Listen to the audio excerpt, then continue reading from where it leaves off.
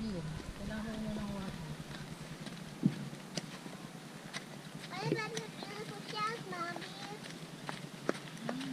We'll go shell hunting later. Oh, this is a shower. This is the art? Bye. Bago na yung CR.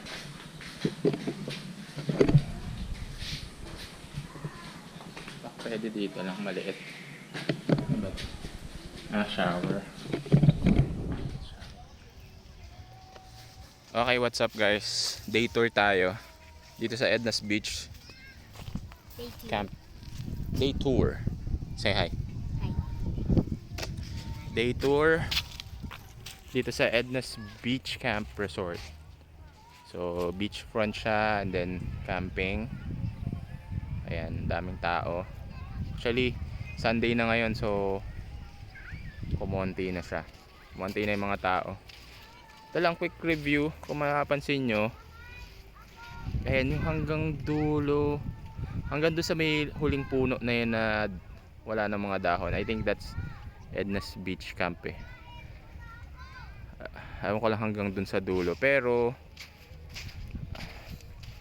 ang napansin ko lang so dito sa area niya sa front, ang ganda ng sand.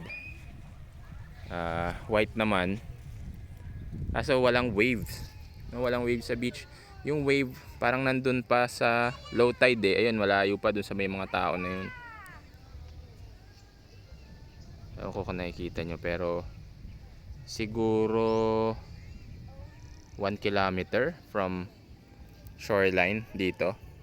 Nandun pa yung wave. So dito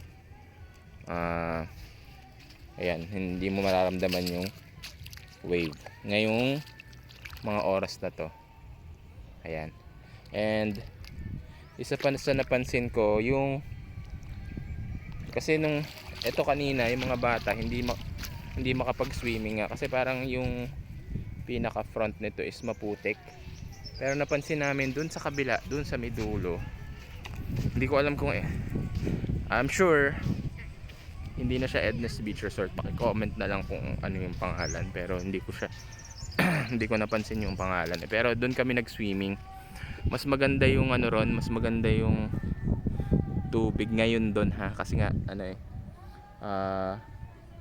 or mas maganda mag-swimming ngayon doon kasi yung mga bata na yon, yung tinutungtungan nila is parang ganito pa din.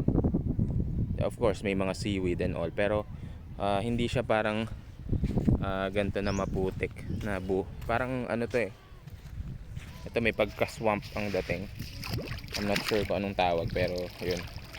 Ayun na maputik. Pag ginalaw mo yung tubig lumalabo. Pero doon talagang ano siya, sand hanggang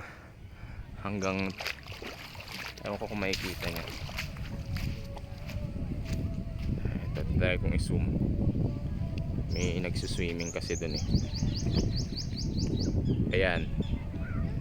Doon. So ayan, maganda yung beachfront nila or yung shore. Ewan ko anong tawag dyan. Basta maganda. Okay. Kaya lang mas maingay doon. May mga nagbibideo. Okay, siguro pang day tour lang. Hindi ko din alam kung anong meron na. Pero dito sa Edna's Beach Camp maganda. Tahimik. Pang pamilya talaga. Meron pang may sanggol akong nakita. So ayan. Ayan siya guys. Ito malilim. Medyo umiinit yung araw kanina pero hindi tuloy-tuloy. May mga ulap pa rin. Pero I think kahit na maaraw okay pa din kasi may mga shade ka dito. Pinakaayaw mo talagang mag-camping or mag-beach talaga is pag umulan. Yun ang parang hassle. Ayun no. Pakita ko ulit sa inyo guys. Yung wave. Andun, ang layo pa. Siguro nga mga 1 kilometer yan eh.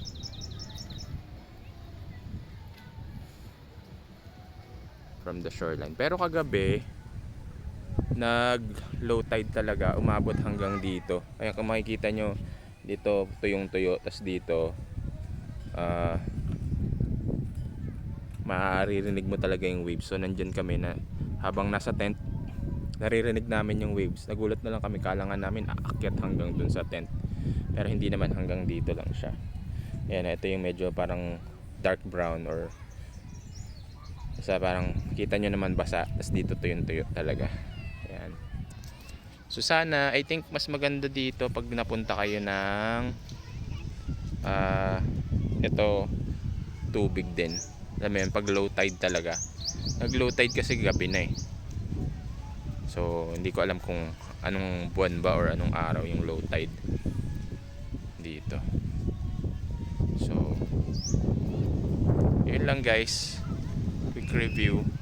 CR, I think napakita ko na kanina, okay naman. Bago yung etong pwesto namin, mahaba kasi itong mahaba itong Edna's Beach Camp. So I think meron silang mga set ng CR. So yung CR, yung pwesto na napunta namin malapit sa bagong CR. So I think bago lang tong lugar. Etong kakagawa lang kasi bago pa yung mga pintura. Ayos naman, tiles, may tubig naman, okay naman. Ayan.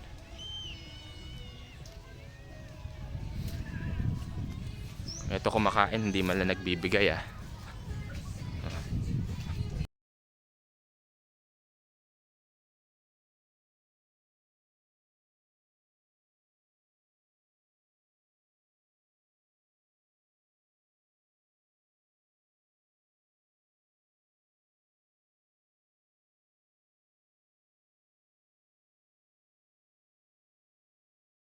So nag-check-in kami ng Saturday, ngayon 12 noon Sunday.